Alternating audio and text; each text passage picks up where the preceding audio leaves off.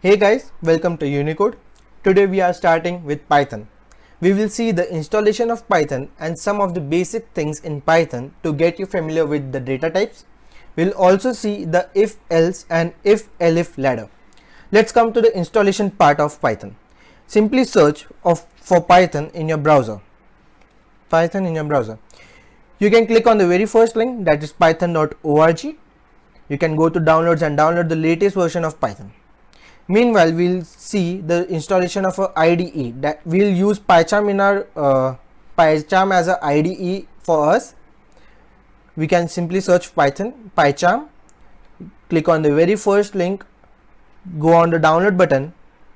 You can see here two options for installation of PyCharm. One is professional and one is community. I'll go for a community version of PyCharm. Let it download. As you can see, both the files of Python and PyCharm are already downloaded. You can first we'll see the installation of Python. Click on it. You can use the customized installation. I'll prefer the customized installation because by this we can select the path of a Python in a system. We can set next. We can browse here. I'll prefer the C drive. This PC C drive. We can just create a new folder named as Python. Select that Python folder. Okay, you can see the address here. Install.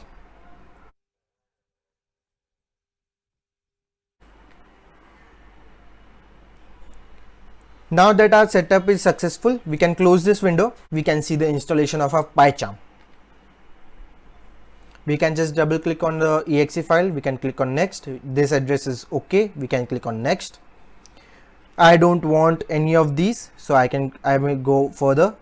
Next, we can set it as it is. We can click on install.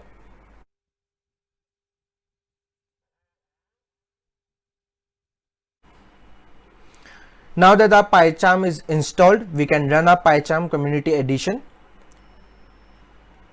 Okay, we'll run this, skip the remaining and set the default. We can click on new project. We can browse our project over here. We can make another folder, like suppose I go on D, I click on new folder. I'll name it as Python tutorial. Select this folder and OK. Rest all things as OK. We can click on create. We can click on OK. We can just maximize this. We can close these tips. This will be the window which you will see at the first glance of PyCharm. You can see here there is no configuration. There is no interpreter in a PyCharm. We'll have to set this interpreter first. You can simply click on this configure Python interpreter settings. We have to go on settings. We can click on add. You will get this window. You can browse up Python exe as C drive, the Python folder which we created, and the Python exe. Remember, you have to click on this Python exe, not the Python w.exe. You can click on OK. You can click on OK and then apply. It will create a virtual environment. Let it take its time.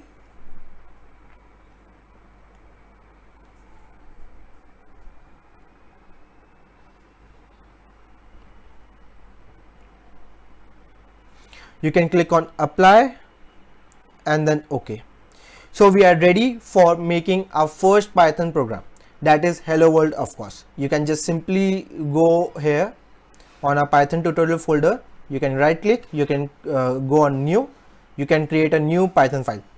We'll name it as hello world. Hello world. Getting started with printing our hello world.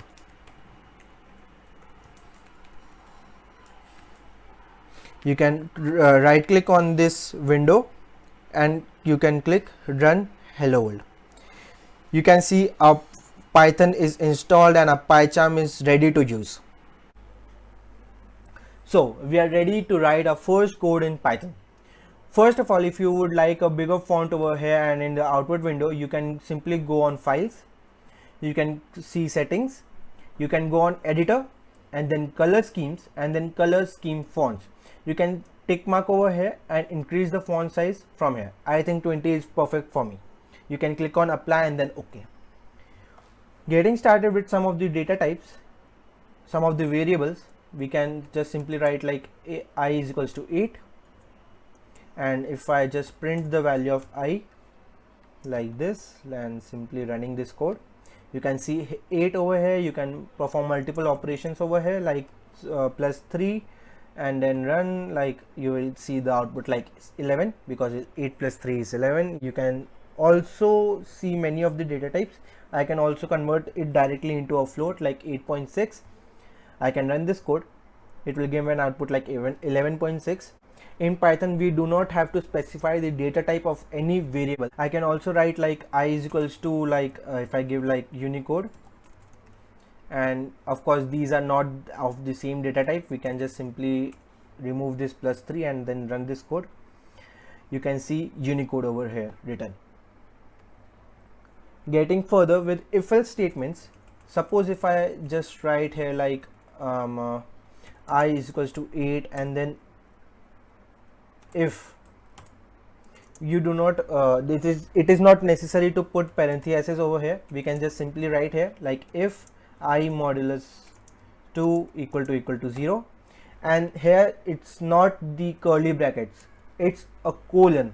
Okay, in Python you need to be careful about these indentation. The codes written out with the tab over here with indentation inside the if, those all statement will be considered under if. We can just print it, we can just simply write print your number is even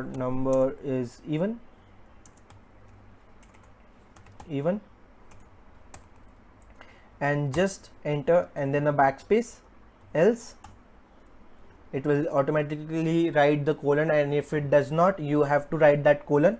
It is the part of the syntax. You can just print your number is odd.